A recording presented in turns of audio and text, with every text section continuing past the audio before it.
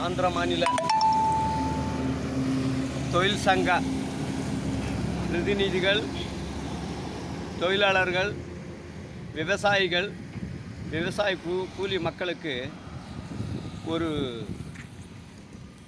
ஒரு வினத்த பத்திரத்தை நான் உங்களுக்கு ஞாபகப்படுத்துகிறேன். எலெக்ஷன் டைம், நாளைக்கு எலெக்ஷன்.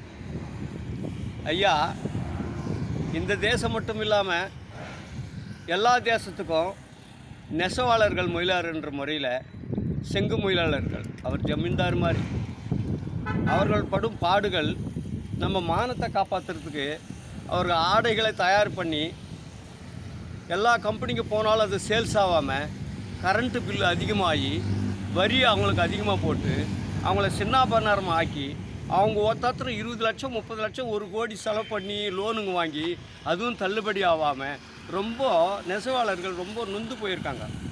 நகிரி மட்டும் இல்லை, இந்த தேசத்தமெல்லாம் கூட, இந்தியா தேசமெல்லாம் கூட அப்படி தான் இருக்குது. மொழியிலருங்க போவாங்க, நெசவாளர்களெல்லாம் அப்படி தான் இருக்காங்க. தமிழ்நாடு தெரியும், பீகார், உத்தரப்பிரதேஷ் எல்லாமே. அதனால் இந்த செங்கு மொழியாளர்கள், தொழிலாளர்கள், முதலாளிங்க அவங்களுக்கு என்ன சொல்கிறேன்னா, காங்கிரஸ் ஆட்சி வந்தால் தான் உங்களுடைய நிலைமை மாறும், உங்களுடைய தொழில் முன்னேற்றத்துக்கு வரும், உங்கள் கடன் தொல்லை தீரும், உங்கள் வரி இதாகும்.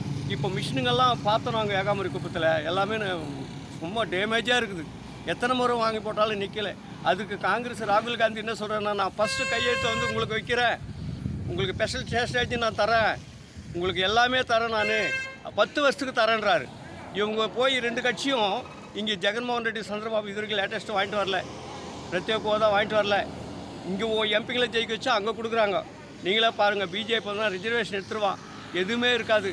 தயவு செஞ்சு முஸ்லீமும் மொழியர்களும் நீங்கள் தெரிஞ்சுக்க வேண்டியது என்னன்னா, நம்ம ரிசர்வேஷனெல்லாம் போகுது.